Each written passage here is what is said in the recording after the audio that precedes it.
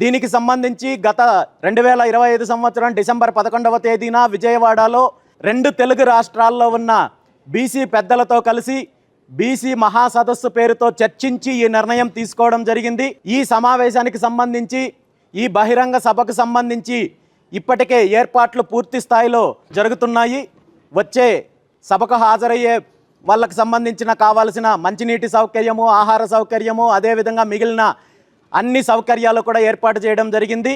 అయితే బీసీ సింహగర్జన బహిరంగ సభ ప్రకటించిన తర్వాత అప్పటి వరకు బీసీల సమస్యల పైన కానీ, రిజర్వేషన్ల అంశం పైన కానీ, రక్షణ చట్టం గురించి కానీ, అదేవిధంగా రాజధానిలో బీసీలకు సంబంధించిన వాటా గురించి కానీ ఎక్కడా స్పందించిన ప్రభుత్వము అనేక రకాలుగా ఈ ఉద్యమాన్ని, ముఖ్యంగా ఈ బహిరంగ సభను అడ్డుకోవాలి, నిర్వీర్యం చేయాలి అనే దానిపైన అనేక కుట్రలు చేశారు.